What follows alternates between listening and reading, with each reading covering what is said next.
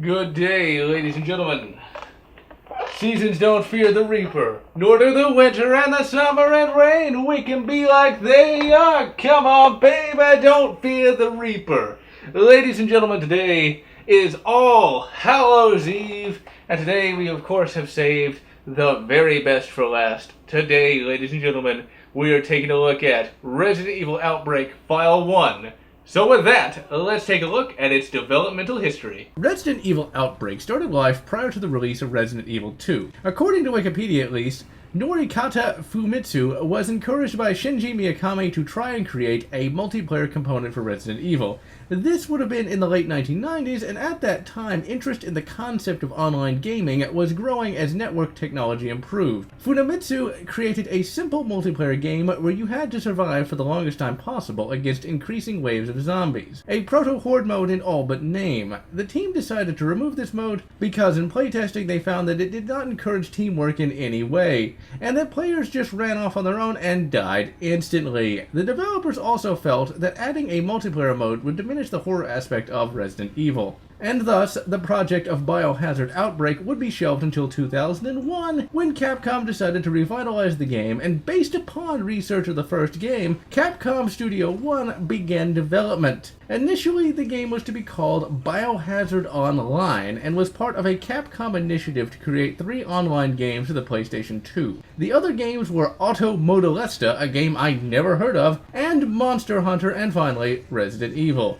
Capcom's goal was to have at least one reach 1 million sales, and unsurprisingly, both Resident Evil and Monster Hunter succeeded. Resident Evil Outbreak would, however, face a number of issues. The game was not simply one long story, but rather what today would be called episodic. There were numerous episodes in development at one time, but as the release date grew nearer and nearer, they decided to cut a number of the episodes. Originally, there were supposed to be 18, and it was cut down to 5, and some of the partially completed episodes would be worked into the game's sequel, Resident Evil Outbreak File 2. There were also issues with localizing it for the European market due to the massive number of languages in that region, and due to this, the European release was heavily delayed, and eventually, even with the delays, the game would not actually have an online component in that region. The game, of course, would be released in 2004 and would receive a decent fanfare, with gaming publications at the time calling it more of the same Resident Evil quality. Yes, they were complaining about more of the same Resident Evil quality. Oh, how little we knew then indeed. Now, back when Resident Evil Outbreak File 1 was released, I didn't even own a PS2, and even if I had, I certainly wouldn't have picked up a Resident Evil game. And it would not be until 2006 that I would actually pick up Resident Evil File 2 that I would even play a Resident Evil game. And well, as you would imagine, I absolutely hated Resident Evil Outbreak File 2. Oh, I tried to like it, but I'd get killed all the bloody time because I thought, well, there's a zombie, I guess I should shoot it. And I eventually sold it the first chance I got. So will I still feel that way about Resident Evil Outbreak File 1? Well, let's load up our 9 mils and get once more onto the breach and see yet another Resident Evil game. Now, at first glance, this game appears to be standard Resident Evil fare. You got the cinematic camera angling system, you have the somewhat clumsy controls, but when you play the game, you find that this is not necessarily standard fare. For one, instead of just playing as 1 or 2 characters, you now have a variety of characters you can choose from. You have Coach, Ellis, Yoko Ono, who in addition to being able to break up the Beatles is also one of the best characters in the game. You then have Chris Tucker, Generic Guy, and so on. Each character will have some beneficial attribute. Now, at first glance, Generic Guy might seem to be the best, since the game says he starts off with a high-quality handgun. No high points of Tarson's for Generic Guy. He only packs HKs and Kimbers. Surely the high-quality handgun must be useful, right? Well, as you'll find out rather quickly, this game differs from the other Resident Evils in another major way. Fighting is completely useless as far as I can tell. You can shoot the Z-heads over and over again, but they will not stay down. And the game itself is even more puzzle-focused than previous Resident Evils, meaning that you have to use the old back computer to survive rather than simply shooting everything in sight. In 2007, the servers were shut down, And so these days, in North America at least, the only way to play the game is single player. So how good is the AI? The AI is about as good as one would imagine, being both better and worse than the general scrub. This, of course, gets into the concept of the inventory. The inventory is rather annoying since this is a multiplayer game. Essentially, when you bring up the inventory, the game is not paused, so actually accessing an item during combat or while running from enemies is rather difficult and is a bit of a thrill. Now, the AI is decent enough that when you actually want to trade items with them, they will actually come and take an item from you or will give you an item if you request one. In combat, the bots fight decently, but most of the time they're going to run around like complete idiots. And it is rather funny to see them just run around hoovering up all the items they can while spouting off annoying one-liners. Just like in real life, although it's a little less funny in real life than it is here. Also, when they get wounded enough, they will fall into a wounded state that requires that you pick them up. You can also have this happen to yourself as well, and the AI is actually smart enough to pick you up and help you, unlike both scrubs in real life and the Left 4 Dead AI. The AI, while better than unmodded Left 4 Dead's AI, still is pretty bloody dumb. They will never complete objectives, and sometimes they are completely and totally suicidal. Just look at this idiot. Why is she crawling towards the goddamn zombies? Just like in real life, although with slightly less annoying chatter. Just do it! Hello there. Never. No. Yes, I stand corrected. This game perfectly simulates the average multiplayer game on Xbox Live. Ah, that's the lovely ad-lib system, ladies and gentlemen. Gaming publications at the time of Outbreak's release complained about the annoying, repetitive lines being repeated over and over again. But to be honest, these lines, as annoying as they are, simulate being in a group chat. However, they don't actually get quite as bad as you would hear on Xbox Live. Wait, I am on the bottom of the list, dude. I just like fucking joined. I'm a 4 and 18. What the fuck? How are you guys so good at the game? And you're hella Dude, for that, fuck bro. you. Okay, Dude, young Casper, your friend's a faggot. Who the fuck are you guys? You guys just fuck. Mute all. Is there any better command? Pretty much all the gameplay for the game is that of a puzzle/exploration game. You can shoot back, but all this does is just keep the enemies at bay temporarily. Most of the time you will be running about trying to find a certain item to use with a certain object, or another item to combine with another item. The gameplay at first had me in full GeneralLotz mode, complaining about how obtuse everything was, and how the enemies would just not stay dead. Then I started using the old baddie computer and found it to be a rather enjoyable experience, as you really do have to think on your feet. Now, why is Yoko Ono the best character in the game? Surely breaking up skills only come in handy from time to time. Well, she is the best character in the game because she has a backpack. Yes, in this game, inventory is limited to 4 inventory slots. The idea is that you're supposed to share with other players or the bots, but there are issues with that.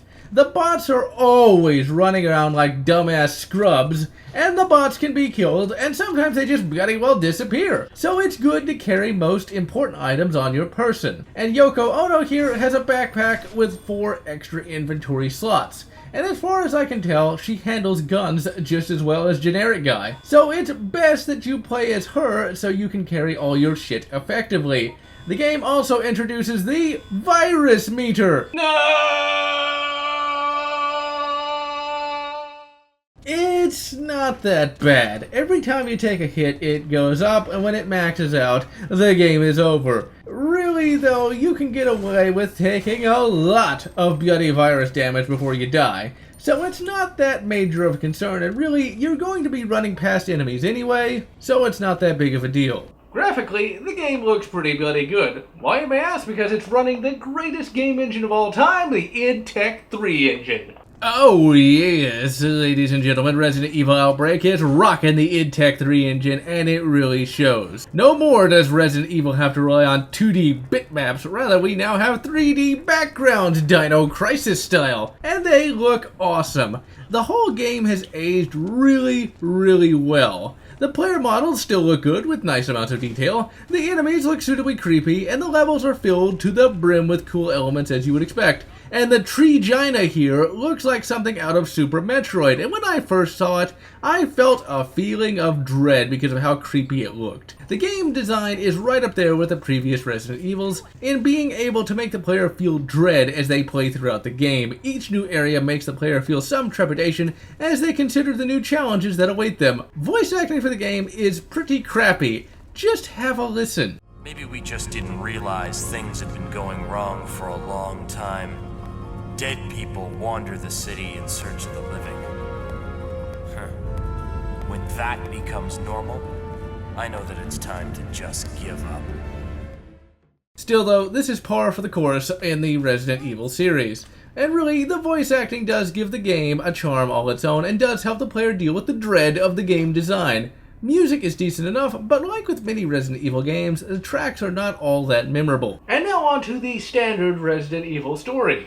Since this game started life prior to the release of Resident Evil 2, it's not all that surprising that it takes place during the events of Resident Evil 2. Since I don't want to spoil the rest of the game, I will mainly focus on the first mission. The game's episodes are all self-contained. And thankfully when you beat one, you don't have to go through a previously on segment like it was a bloody TV show. The levels themselves are pretty bloody long, and there are a great many puzzles to solve within them. There are also a number of cutscenes that you can trigger as well, and these will vary at times based upon the character that you are playing as. By far the best part of the first level is the ending. This is what really clinched this game for me and made me a fan of the outbreaks. Oh, God.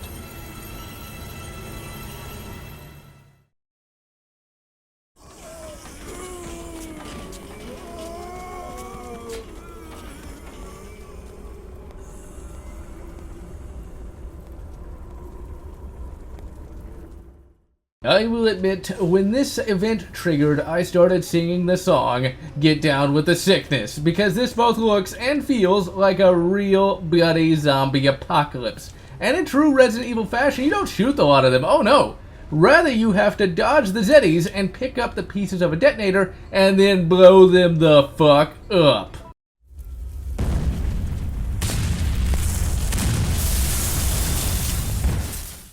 And the game really just gets better from there. Now, on Patreon, one of the rewards is to cameo for 30 seconds in one of my reviews. And Philip of the Future has graciously pledged $50 to the cause of GeneralLotz. And today, we're going to take a look at his views on Resident Evil Outbreak File 1. Hi guys. Well, Resident Evil Outbreak. By the time it came out, I only played Resident Evil 1 and 2, and what I liked from the very beginning is that you had 3D real-time rendered backgrounds instead of pre-rendered ones, and that you had characters who are normal day-to-day people. And I really enjoy when you have average people who are fighting in a survival horror setting. I think it gives the whole thing a little more touch to it. All in all, I can recommend it as a game and as a survival horror game, and that's about my rambling, and back to the general. And so that is Resident Evil Outbreak File 1, an absolutely excellent little spin-off game that of course was decently liked when it came out and liked enough to warrant a sequel. And to this day people are still playing it. In Japan, some private servers were set up in 2014 so that the zombie apocalypse will never die. And so, I am GeneralLotz, wishing you a happy and scary All Hallows Eve, and wishing you good Resident Evil Code Veronica, and good Nightmare Creatures 2, whatever makes you happy. If you enjoyed my review of Resident Evil Outbreak, please consider subscribing, and if you can, please consider supporting me on Patreon so that I can continue bringing you these great reviews.